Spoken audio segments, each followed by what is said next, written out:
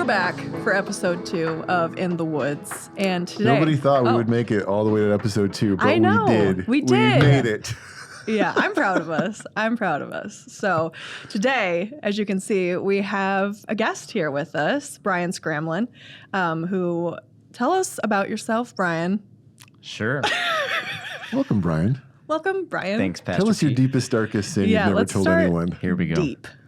Hi, I'm Brian. And when I was 15, I was saved and at an FCA camp. Grew up in Climax. And then I felt like I should go to one of those church things. And I knew one person that went to a church, and it happened to be this one. And so at 15 years old, I started attending First Wesleyan Church, now Woodland Church. Got involved in the youth ministry. When I found out that my youth pastor made money doing what he did, which is incredible, I thought, no way. And I said, how do I do what you do? All I wanted to do was help my friends experience what I had experienced, finding a family in the church and just experiencing hope and forgiveness and no more loneliness and all this kind of stuff. And so I said, how do I do what you did? And he said, I went to Indiana Wesleyan University and I majored in Christian ministries. And I said, okay. And so that's the only school I applied for. And I went. Dropped out for a little bit, joined YWAM, Youth with a Mission. And really found a love for kind of the same things Pastor Pete really enjoys: first century anthropology. What is kind of the Judeo roots of our faith? How do I thought you were read going to say My Little Pony cartoons, but I like that too. Well, we can bond over that too. But yeah, so I feel like it was kind of a cool experience where I kind of got the intellectual side, some fantastic mentors at Indiana Wesleyan, and then also through YWAM got that real spiritual sense and got to see like miracles and be in the nations and all those kinds of things. Did you do overseas missions? Yes. Okay, where'd you go? Mm-hmm. We went throughout Scotland and Ireland. Okay. And then we had planted a new YWAM base in Boston. This is you're like 19, 20 years old, right in there? Yeah. I left my junior year of college to do that. And then you went back to school after that? I went back to school, because I was a semester ahead through taking some KCC classes, dual enrollment. You should all do that. If you're a high school student, make sure you do that. It's free. And then I clept out of a couple things. So it all worked out in God's plan that I have a semester ahead, still got to go back and finish out. And that was very impactful. So I came back and then jumped into full-time ministry. So worked at several different churches, big, small, different roles, and then ended up in our own church that we had. That was in a message that you can go listen to if you want to hear the longer story, but felt like we were going to burn out. And so a message here at Woodland. You preached at the Battle Creek it was like campus? the last year of 2024. Okay, It was in December. Yeah, I think. So it was people on, that don't know on you what is I you've call actually- youth pastor Sunday. Yeah. When it's the last, when like no one comes. Oh, okay. And then they like, need to, like New Year's Eve kind of yeah, thing? exactly. Okay. Yeah. So they let me preach then. That was All nice. right, cool. But anyways, so I shared a lot more detail about what that burnout was from, and I talked a lot about God's plan of union and conformity for us, and how we need to make sure that we are not conduits that rust from the inside out by just trying to pour out God's love that goes in, it pours out. We need to be trees planted by living streams of water where we grow and we become strong, we produce fruit. So after we felt like we were going to burn out, we stepped out of our church. It was a great church, but like I said, you and your wife. my You say wife we. and I. Yep. Was she on staff with you, She or wasn't. just kind of do it together? She did do children's ministry for us some, but we're just, my wife and I are very, very, very close, and so everything's just we. Yeah. But she was not on staff. She's not an ordained How long you pastor or married? anything. 13 years. And 2 kids? And 2 kids. Yeah, I know. 'Cause And they all, our daughters are yep, friends. And they go to CCS, and my wife's a teacher at Calhoun CCS, Christian. Calhoun Christian. Yeah. And we love the school there, love their mission. And so once we stepped out, then God led me into the software world. So I've always had kind of a brain for software engineering, and I'd done that on the side some. But he opened up doors to let me do that at several companies. And then what's been really neat is after doing that for the past several years, in February, I took a role at Ministry Designs, which is a church website and software company in Battle Creek, and I'm their CTO, and I'm bridging that gap where we're developing a bunch of new software for churches, which I have that domain knowledge, but I also get to do the engineering piece and the leadership piece. At the same time, I'm finishing up a master's in theological studies that should be done hopefully this year, and then or maybe a little bit into next year if it has to be.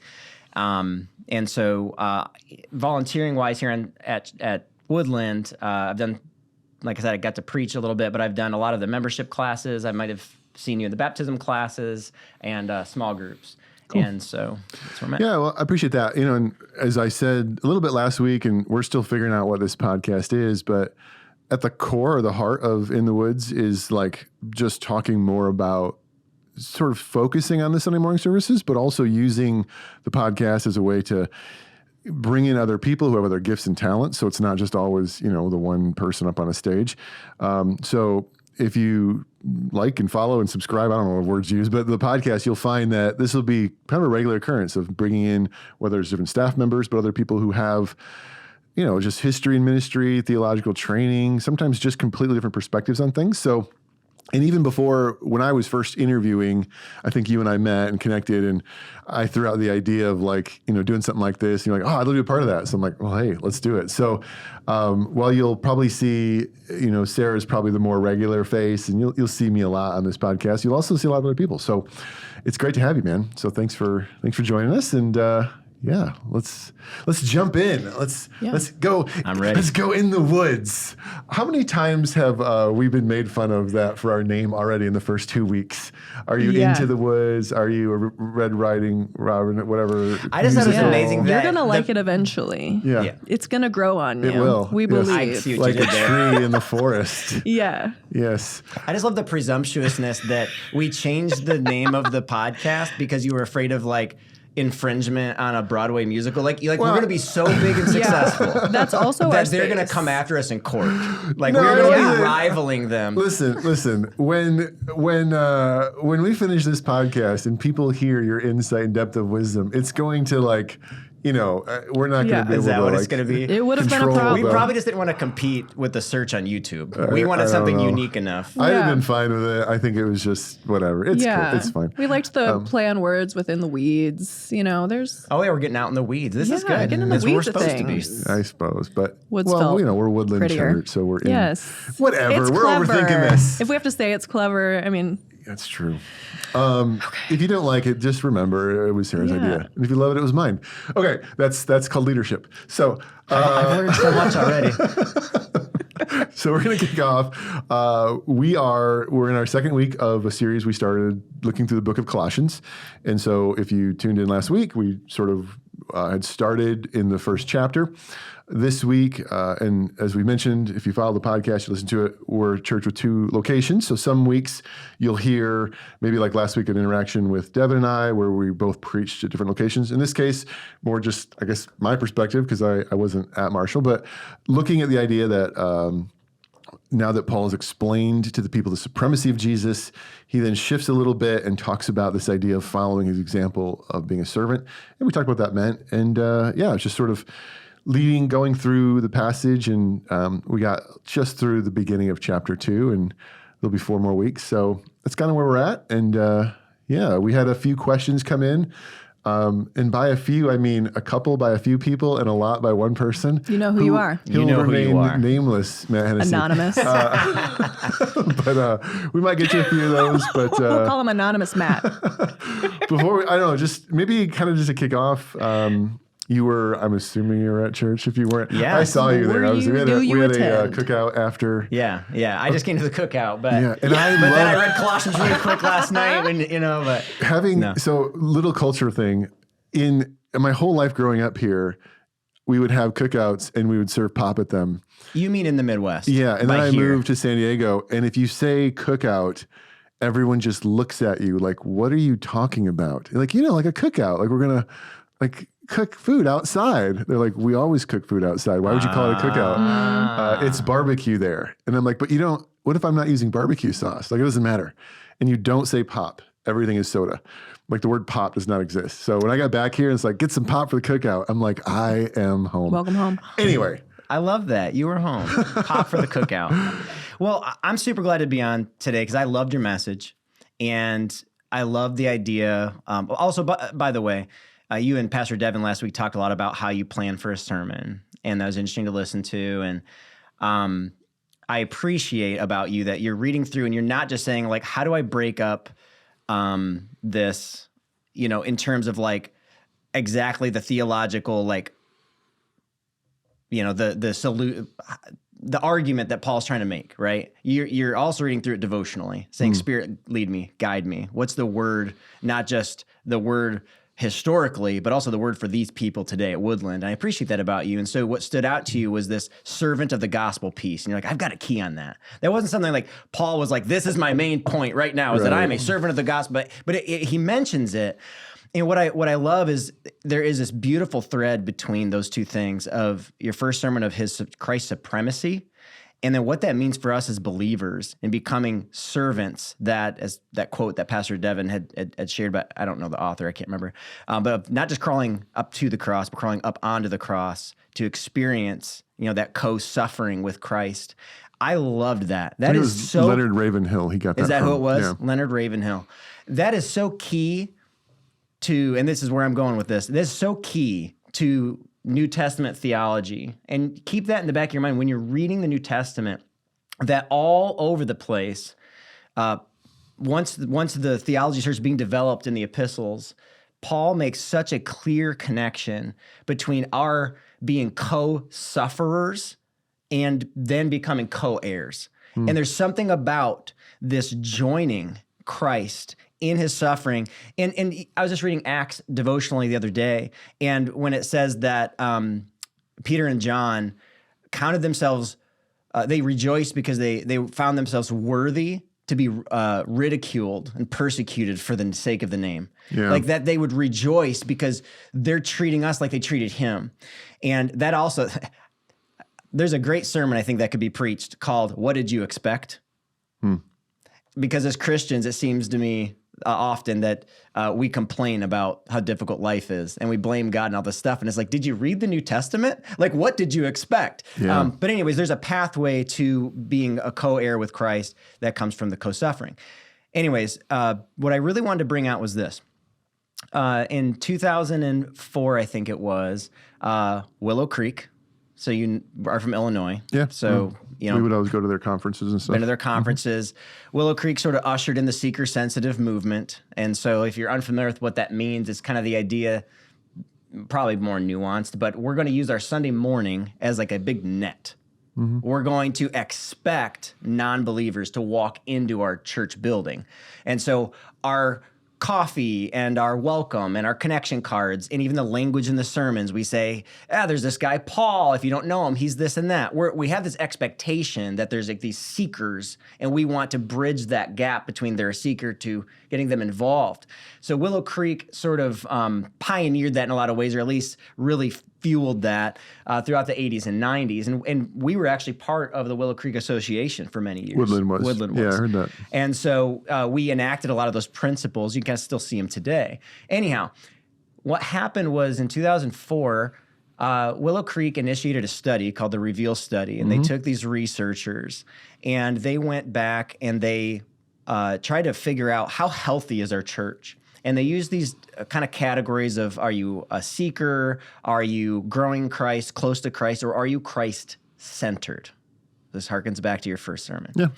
And the idea of maturity. What is that? And you mentioned that yesterday. And so what they found was they were shocked. Bill Hybels said it was the most jarring revelation of his career, that all that they had built and all these things they did not actually result in very many mature Christians. Very few Christ-centered people attended Willow Creek Community Church after all the effort they'd put in all those years. And so what does that mean?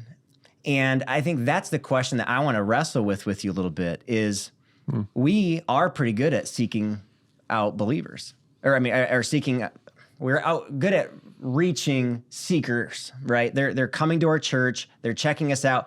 But what Willow Creek said is there's a low connection we found between somebody attending more events, more services, and then becoming Christ-centered. There was a lack of self-feeding, and one of the most important characteristics of being Christ-centered was the resolution to die for Christ. Yeah. Yeah, I read the Reveal study in 2008. We brought it into our church. I would say a couple of things stuck out to me. First, there are elements, and I also started ministry in a Willow Creek Association church. So in 2004, I was working at a church that looked probably similar to Woodland. We were multi-site, about 2,000 people. We would have called us seeker sensitive. And I think the thing about it is, number one, I'm always careful, and I'll try to get to what I think you're asking me, but before I do, I'm always careful to like judge the past through the future's eyes, right? And even society right now, we do that all the time. Like, oh, those people from the 1700s are evil. Let's tear their statues down. Some of them probably shouldn't have got statues, but it's also like, if you were alive in 1745, you'd have done the same thing. Shut up. Right. The reality is that coming out of the 60s and 70s, there was a form of Christianity in America that needed something different in order to connect with the boomer generation. The boomer generation wasn't connecting anymore. They were like with de-churched, the hymns right? and They stuff. grew up with the brimstone, and they're like, I don't want it. It was a great question. They weren't de-churched. They were growing apathetic to church, but they were still coming. They just weren't getting out of it. So what Hybels and Rick Warren and that community of people began to do was they began to say, let's figure out how to make this message relevant to this group of people.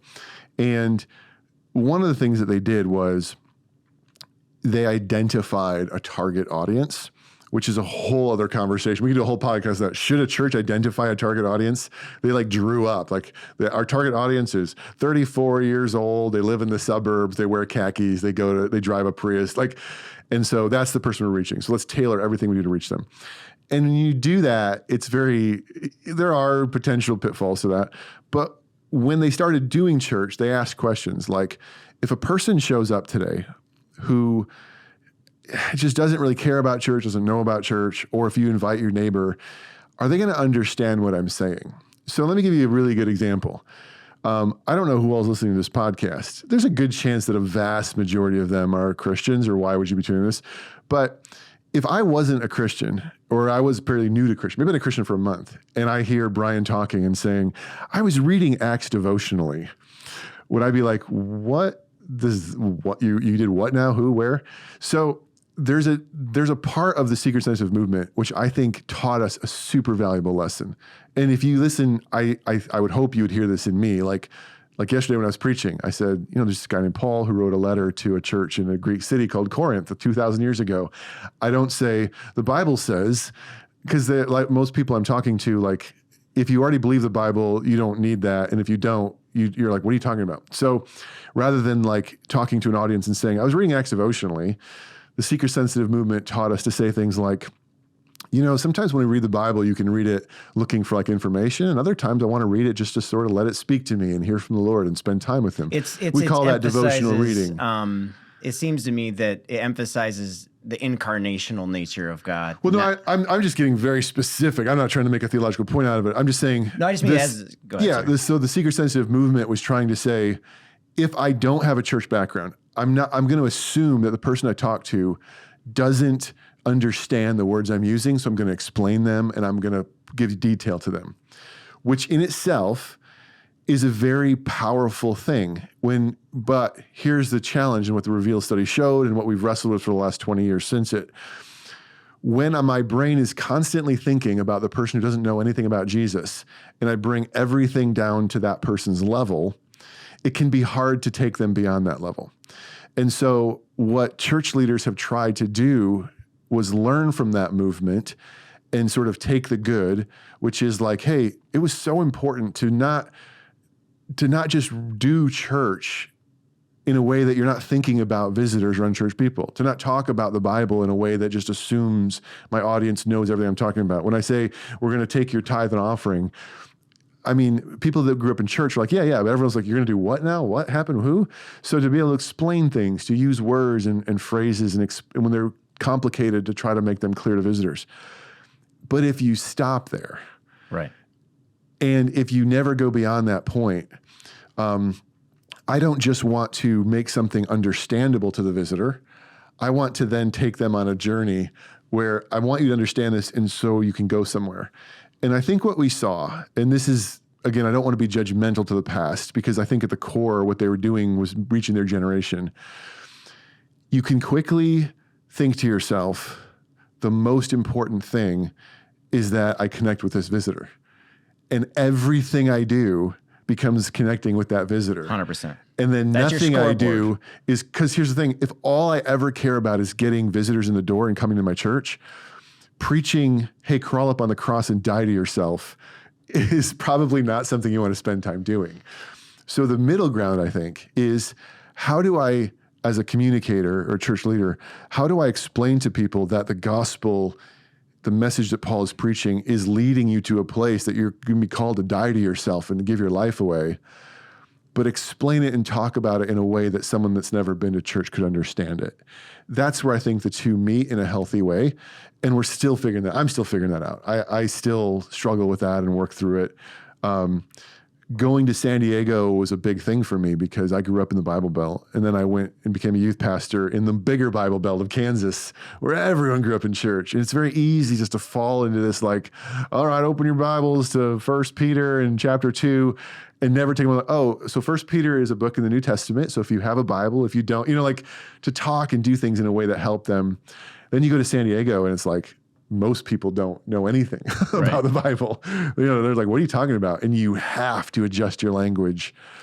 But as you're adjusting your language, as you're adjusting your strategies to think about talking to people who don't have a religious background, you then have to say, yeah, but I don't want to stop there. I want to take them somewhere. It's easy to say, we're all on a journey, we're on a journey, but like, there's no destinations. We're not going anywhere. And what is the destination is hard. Because even the Reveal study, and I don't want to get lost into this, that was 20 years ago, but even the Reveal study was questioned because some other people were like, well, wait, you did a study to determine whether someone was a mature Christian.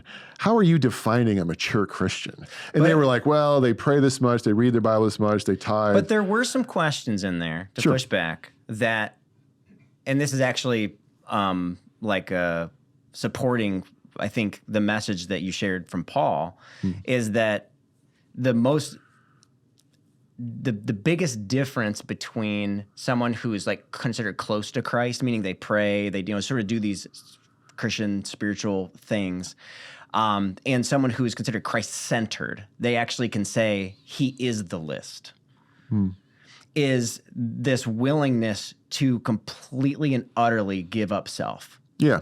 And there's something about that. And so I will say my temptation is I would love to talk for hours, honestly, about I believe that, Brian. Yeah. I believe that. To talk about seeker sensitive and what do we do now? And because I agree with everything you've shared, but it's like, I'd love to talk about the solutions for that and solutions that have been posited and things like that. But what I really want to, I think, share to our viewers today is... Or listeners. Yeah, if you're driving. You don't have to watch it. You can listen to it. Fair. Listen to us on 2x speed. I'm listening to this in 2x speed. So anyhow, what I really want to get across, and hopefully Pastor Pete will emphasize this as well, is there is something about maturity being matched with this blank check. I am 100%. Writing a check with my name, and I'm saying, God, you fill in the amount. Yeah. I'm saying, yes, God, before you even tell me where you're going to send me to go, how much to give, what to give up, there is this moment. And I'll just share for myself, I remember coming to that moment. Like I was close to Christ as a new believer, and I was growing, and I loved him. But there was a moment, and it wasn't because of an event. It actually was just something that happened. I don't know whether the Spirit prompted it or whether, I don't know, or a message, I don't know. But I remember this moment where I said, Lord, even if I spend eternity in hell, I will still serve you here on earth. Because everything in my life has gotten so much better since I've known you. And I just know in faith that you are sovereign God. And so who am I? You are you are the potter, I'm the clay, and you can do as you wish with me.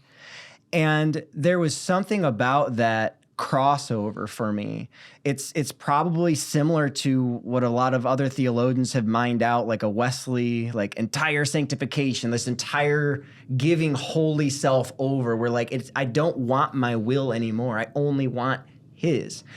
But life is so different after that moment. And I guess what I wanted to bring out a little bit today is that Reveal study shows that we can be doing a lot of good things, but there is a moment, or there's some river that's crossed, I think, where someone is wholly devoted. And I just wonder if either of you have experienced that in your lives, or you feel like that's true, or you think I'm being a little bit too rigid with how I'm looking at it. What do you think, sir? Well, I do have a question to throw out probably to both of you. Just as it relates to, we talked about in the beginning, the suffering with Christ, and listening to, us talk about how the pendulum just swings so greatly between philosophies of church, seeker-sensitive, not, whatever. So the question is, Paul rejoices in his sufferings. Does this mean that Christians should pursue suffering to be more like Christ? That's a great trap. You're in Colossians now. That's a great trap. That's the end of chapter 2 going into 3. So Paul's going to address that. And I'll talk about it this Sunday, actually. So you have this idea for Paul of saying there was, especially among the Jewish people, I don't get too ahead of myself here, that felt like, no, it's not just Jesus. You still have to be circumcised. You still have to obey the law. You still have to do these things. And then you had another group of people who were like, well, and this goes back to paganism, there was a belief that you had to do things to get the God's attention. So like self-mutilation, beating yourself, whipping yourself. What's so weird, but also normal when you think about how humans are, is Paul so blatantly said, Jesus' blood is completely paid for your salvation, and God already loves you. That's grace. You don't have to do anything other than accept what he's done for you to receive salvation. Stop doing all this other stuff. And yet we didn't listen.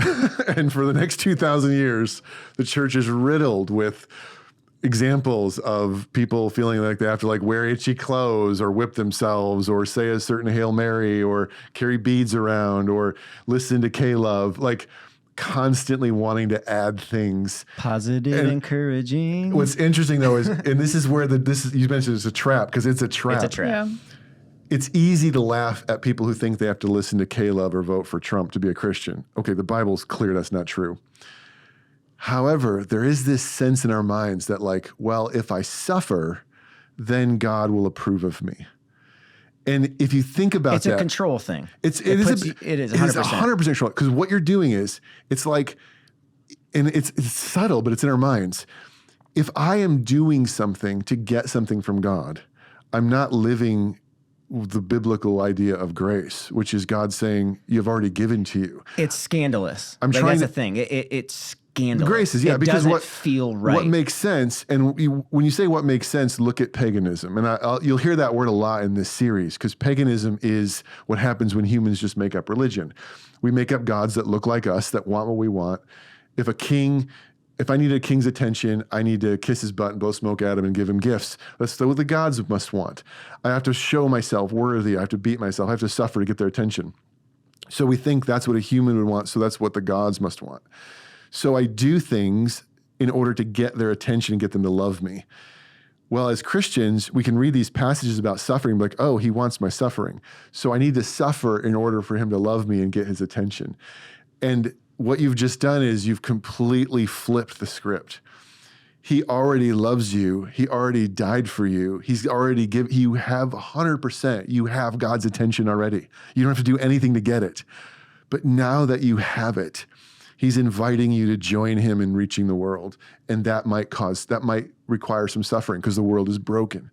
So I have a friend in San Diego who he and I go back and forth on this a lot. We disagree a little bit, but he'll talk about how suffering is inherent to being human. And my argument is, and I know this sounds like deep, I'll explain it.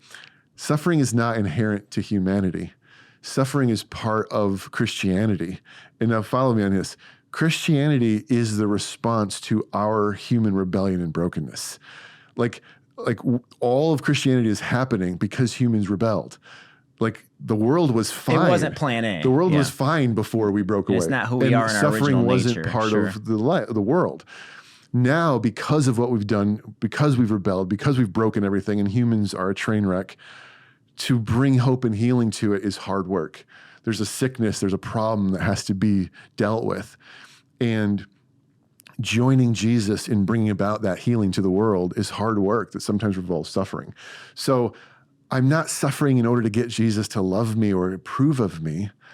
I'm simply acknowledging that the journey he's invited me to take him on is a bumpy ride. Yeah. And that's a different perspective. And I would say that it's actually really important, and I hope that I can communicate this really well to each listener, is that it's important for you not to fall into that, like to actually keep yourself safe from that trap. What I mean is your suffering may or may not happen. That's up to God and his will. That's not the point. That's not the purpose. But what matters is your response to what the Spirit's asking you to do. And if you're a new Christian, it very well may be that he's giving you spiritual milk. He's not necessarily throwing you to the wolves, you know what I mean? But he knows that about us. And I think that God wants to take us on that journey, though, towards, it essentially results in just faith and response. He says, Pete, I want you to move to California. I don't know, God. But you were faithful this last time, so I'm going to go. Ooh, some of this hurts. I grew through it, right? James style. Suffering produces perseverance. Perseverance produces, maturity and all those things. And so I do think that it's something we can expect as Christians, suffering, but it is very important that it's not caused by ourselves outside of, we are just responding to what he's asked us to do. And I really think that the blank check is what's important. It's like, hey, look, whatever you want me to do, God, I will do. And man, what an amazing place to be. Like, you can't lose as a Christian. That's what I love. Like, when I got saved, like, just to realize you can't lose, because, like, no matter how hard things get, you have the hope, of the resurrection and the new world. You, even here on earth, if there is suffering, it's going to make me more complete, more mature, and it's going to result in his glory. And it helps me identify with Christ. It brings me actually into greater intimacy with him when I suffer with him. And so it's just, you just can't lose. But yeah, I'm with you. That trap is super duper scary. Well, if you look at Colossians in this section, the phrase "you can't lose," it appears Paul gives you the one way you can lose.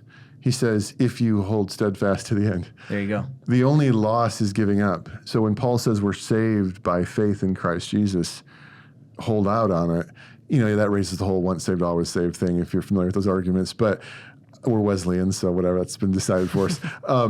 Sorry, deeper conversations. But the only way to lose Can we have a podcast about our podcast? Can we talk? The only way to lose, according to Paul, is to give up. And hope is there as long as you don't give up. And so, Sarah, has there been a time in your life where, like, you felt God call you to something that involved, like, serious suffering, and you had to wrestle with whether or not you wanted to do it? Outside of marrying Thane. Like every day. Outside of marrying Thane. Outside of marrying Thane. The daily carrying of your cross. Well, going back to what you said about it being a trap, like, it's so true, because I've definitely fallen into the mindset of, like, well-intentioned wanting to serve Christ and getting stuck on words like suffering and discounting the holiness of joy in the process, which, like, when we're looking even at different church philosophies, like, I was raised in the seeker-sensitive. You were born here, right? Yeah, I was born here. Childhood. It's really easy, once we start moving, the pendulum starts swinging, to just, like you said, say all of that was unholy and bad. Like we said, the fire and brimstone kind of movement pushed us into the other side. But with this idea of, okay, suffering and now joy is, I don't know, kind of under attack in a way. Like it's so bad to be happy kind of thing? Yeah, I've struggled with that. I think there's Christians like that. Like, they're super sour, right? They're like, I'm suffering for Jesus. There's pastors like that. A lot of pastors like that. I think what you're, like, I'm not trying to interrupt you, but, like, let me give you a specific example. In the 90s, in the 80s, there was this movement called the Word of Faith movement. You're probably familiar with it. The Word of Faith movement was marked by the idea that faith was the key to get whatever you want. Name and it faith and claim was it, baby. believing it. So if I believe it strong enough, I can get it. And basically it led to what we often call a prosperity gospel, that the gospel message is that Jesus wants your life to be great and be rich and everything, which at its core is just heresy. It's just wrong.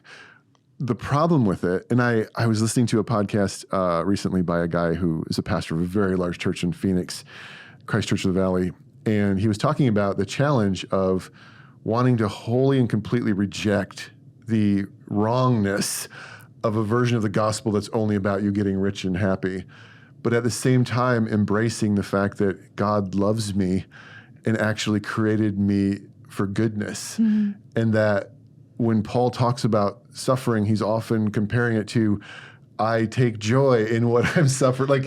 Like there's still goodness to be had in life. And the fact that there's suffering and brokenness, and there are people who want to take the gospel and make it help me buy a nicer jet. And, put that aside, it doesn't mean that Jesus didn't still say, I came to give you life to the fullest. And finding that middle ground of joy and contentment and goodness, but also being willing and ready to embrace suffering and difficulty is a hard place to walk. Yeah.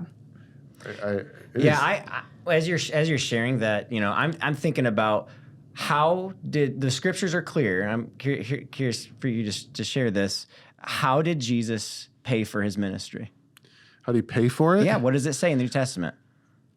It says that there were women that cared for him and provided for his ministry out of their own pockets. Where did the early church meet? In homes. How big were houses at that time? Very small, except if you had money. And so households would be rich people for sure. 100%. Yeah. And yet that's what we see, the church meeting in homes.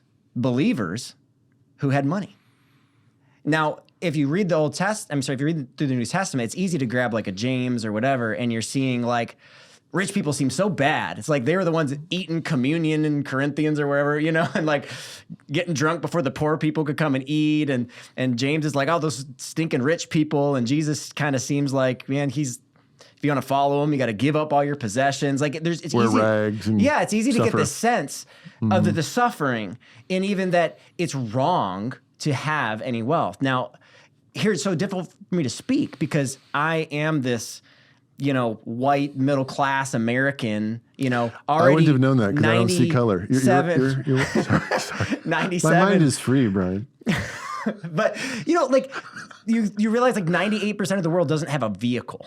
Yeah, You know what I mean? we are the 1%. And so we make our world the world. But anyways, the thing that I'm getting at is it's easy to read the New Testament and then also feel like it is wrong to have any joy, any blessing, any whatever that looks anything like what the world would call those things. Now, that is a tightrope, but what matters is this.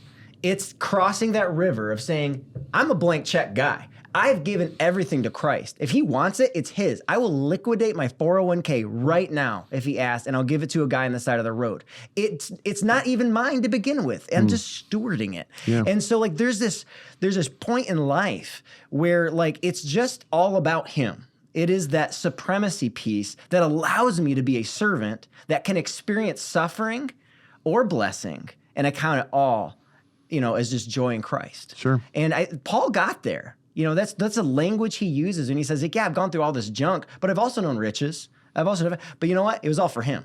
Yeah. And the thing about Christians, I think, as they mature, is we get to this point where like we stop looking at life and measuring it's how well we're doing by anything the world gives. So it's like I don't look at my bank account and say, oh, look how well I'm doing. I look and say, like, am I being faithful to what he's calling me to do right now? And sometimes, like, he could drop $1 million in my lap, but like I remember talking to a guy in YWAM, Sam Duram, really interesting guy. Sam Duram, he's from India, and arranged marriage, strong Christian marriage. Learned a lot from him. Anyway, really interesting stuff. That's another podcast. Yeah, it's fascinating. Culture and scripture and all things. So, but he had this enemy, and he has a whole long story about this guy just hates his guts, and he had this business across the street, and it was all this thing. And anyways, Sam got given $100,000 for some reason. And God spoke so clearly to him, Sam, you need to give that $100,000 to this guy. Ooh. Straight up. And Sam didn't have a lot. It's not like it's this big rich guy, you know? And he just, he was, he just seething about this thing. But like, you can do that. You can he and haw, just like my kids he and haw, to their dad. But at the end of the day, submission's what matters. And so he gives that money. And this guy ends up becoming a believer, and he ends up reconciling with the guy, and this guy's able to use it to start these other things in the community, and it changed it. It's like God knows. And wouldn't you rather be part of this tapestry of the Christian story that extends from Acts until today and beyond?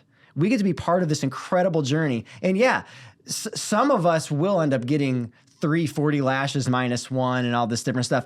Others, they're going to make millions of dollars, have different kinds of sufferings maybe, but they're going to be able to reach people who are billionaires I would never be able to reach. Like God needs all kinds of people in all kinds of places. Or how do we fund missionaries? I have lots of friends who are missionaries around the world. Some of my friends are in downtown Bangkok. They live in a slum. They just have no way of making income. They have no way to do it. Guess what? I can make money writing software, and what can I do? I can give them that money, and God can. But if I lived down the street and all I did was just preach, and I was living in a box and I suffered, how does that bring about His kingdom? So it's all about all of us listening to the Spirit and writing that blank check. And I don't expect anything other than suffering because. Like, look, this world is the broken world. I don't expect it to be anything other. I look at the apostles who I want to be like. I look at Christ, who is my mentor in ministry. I end up on a cross. Why would I think I'll end up anything other than? So take all that as icing on the cake. But like, I don't know, maybe I'm getting too intense. But like, no, that's where I think people need to get though. Like that's the level of peace and maturity I can't lose. And I want everyone to experience that. That's good. Yeah. It's a good message, good word. I think, at the end of the day, like, it's not about how much you suffer, how little you suffer, how much money. It's just about, is Christ at the center? Yeah, and if He is, it takes a lot of pressure and guilt off your shoulders too. Like, am I doing enough? Am I not doing enough? It's like, are you doing what He's asked you to do? Period. There's times when I've felt like God asked me not to give. So like, there'll be like, say, someone on the side of the road or whatever. And my kids sometime will be like, Dad, are we going to give? Because we often do. And I'm like, let's pray. And you're sitting there at a stoplight, you know what I mean? It's like, God, help us know, I mean, it's like we're just trying to figure it out, There's nothing magical. We're just trying to figure it out. We should probably. And there's times when I'm like, I have what they call, I think in AOG, a check in my spirit. Do you guys ever use that one? Check in my spirit. Yeah, do you guys ever use that one? I've heard that before. Yeah. Along with the hedge of protection. The hedge of protection. You got to grow that hedge. So I always think you could pray for something a little stronger than a bush to protect you. Isn't that a Tim Hawkins? I'm like, the hedge, okay. But yeah, you can. So I'll just say this about hearing God's voice. Whole other podcast. I think of it a lot like spoiled milk. So if I like go and sniff milk fresh, I'm like, is it? Like, I'm not sure. But like, if I smell it is spoiled, I'm like, dang, that's spoiled, right? So like, sometimes like with God's voice, it's like, if He wants you to know, like, you just know. It's a thought, not your own, Other times you're like, I'm just not quite sure. And when it comes to things like, say, giving to the homeless, things like that, if you're like, I'm not sure, I say give, you know what I mean? I had a great theology professor that used to say, they will be judged for what they do, but you will be judged for what you do. Sure. And so like, that's how you look at it. If they use it for bad reasons. Exactly. But there are times when you just, a quick prayer, God, help me know. And you have a check in your spirit, basically just like something doesn't feel correct. I don't give. And so like that's okay. So like, it's not always suffering and sacrificing and giving everything up. I just want to agree with you. It's all about making Him center and saying yes before He tells you what to do. That's good. Hey, so one of the things that we did open up this for questions, and we got a few in. Two things. If you are somebody that's sending a question, just know we're keeping them, we're collecting them. Some podcasts are going to be like, longer than others. We got more space here. Let's do some questions. Other podcasts, we might find ourselves going long, and it's good. And And I told Sarah, sometimes we might even just say, hey, we're going to do a podcast that we're not even going to touch on Sunday morning. We're just going to answer some of your questions that came in. So please know we are collecting them. We're saving them. And we'll get to them for sure. We've got some great ones about, prayer. We talked a little bit about picking a church, some of that kind of stuff, and just other things that I definitely want to get to and talk about. Also don't want to do 7-hour podcasts every week. I don't think you want to listen to 7-hour podcasts, but also we're going to have time, we have space. So this is going to be a weekly thing. And if we do feel like we get behind, maybe we just do a special Q&A episode and catch up. So please keep sending your questions in. We are keeping them. We'll get to them. And we'll just keep going. So this week we're going to jump back into Colossians at both campuses and talking a little bit about that question. The idea where Paul wants to say, we're not adding things to Jesus. His blood is sufficient. Yeah. So should be good. Brian, thanks for being here, dude. We'll have you on again for sure. And it's fun just to get together and talk about who God is. Sarah, appreciate putting all this together. Thank you, of course. Sarah. Yes, thanks for being here, and Brian. Of course, the man, the myth, the legend, Morgan, behind the stage back there, making it all happen. And he's got a lot to say about all of it. Sometimes, you think we talk a lot of podcasts. When Morgan starts talking, it's the apocalypse because he never talks. All right, with that being said, we'll get out of here. Sarah, thank you. Brian, thank you. We'll see you guys next week. Thanks, everybody.